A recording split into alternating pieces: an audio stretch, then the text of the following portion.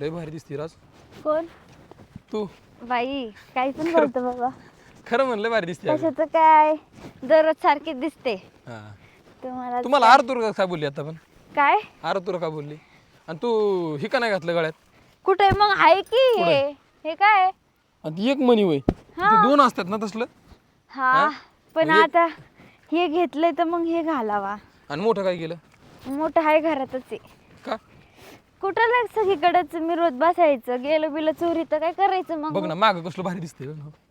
मग फोटो काढायचे का? काढू की फोटो. हा? आपलीच कोथिंबीर आहे. बरं, एक मिनिट आपण ह्या दुसऱ्या मोबाईल मध्ये काढू फोटो. हे गहू आहे काय? कोणतं? हे येण्याचा बाजार आहे का रे तुझा एक जरा? हा? काय? तू अन्न खाती का दुसरंच काय खाती?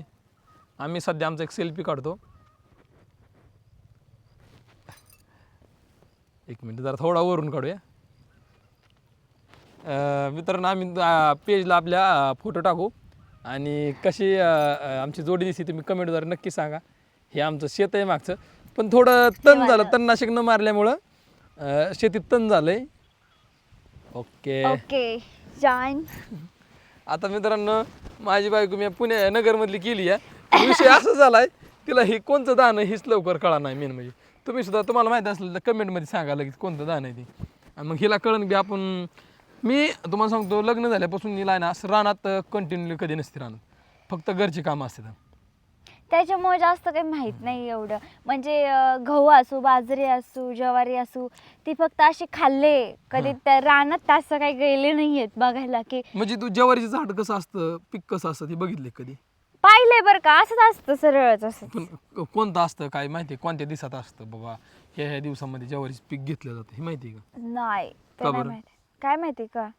मित्रांनो मला हिला सांगून सांगून मला बहुतेक वाटतं माझा जीव रंजित होणार आहे बहुतेक. प्रत्येक गोष्टीला सांगावं लागणार आहे की ही ह्या पिकापासून ही ह्या पिका विषय माहिती तिने आल्यानंतर ही आज कोथमीर केली आपल्या रानामधली चक्की एवढी मोठी. तिला कोथमीर केली म्हणून दाखवायसाठी आणलं होतं स्पेशली. नाही तिला कधी रानात नसतं काय नसतं. आणि मी वैयक्तिक म्हणलं आता आमच्या दोघांचे असं व्हिडिओ चालू करायचा विचार डोक्यात म्हणत आला. तीच माहेरून आली की म्हणली होय हो समधी लोक काय करतात अंगठी सरळ कर एक मिनटं. समधी लोक म्हणतात आमचं ब्लॉग करतात किती फेमस होते तर मग ही म्हणली आपण बी चालू करायचं का. याला म्हणलं काय करावं म्हणलं. मग ती दिवशी ती श्रीगोंद्याला आली. ती म्हणली मी म्हणलं गावातच ये. नाही म्हणली आपण काय करू तुम्ही श्रीगोंद्यापासून आपलं चालू करू म्हणजे भरपूर व्हिडिओ करू. व्हिडिओ चालू होते.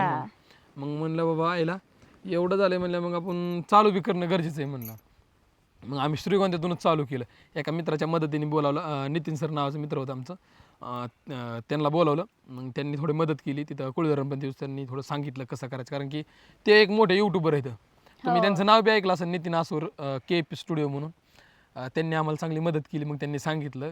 मग काल आम्ही जवळपास काल किती तारीख होती 29 नोव्हेंबरपासून मग आम्ही शूटला सुरुवात केली. मग ते त्यांनी आम्हाला दुपारपर्यंत सांगितलं पण दुपारनंतर आम्ही इतक्या भारी पद्धतीने बनवायला लागलो की मापच नाही. मग हिने ठरवलं की आपण आता ना कमीत कमी महिन्यातून 4-5 वेळा तरी शूट लावायचं. ठीक आहे म्हणलं लावी जाऊ म्हणलं काहीच प्रॉब्लेम नाही म्हणलं. तू सांग की काहीतरी का मीच बोलू समजा. मला ना लय भारी वाटते बरं का. म्हणजे असं शूट बीट असं म्हणजे कधी केलं नाही बरं. हां कधी केलं नाही हे असलं काही नाही का. पण रील वगैरे यायचे बाकीचे नवरा बायकोचे वगैरे नाही का.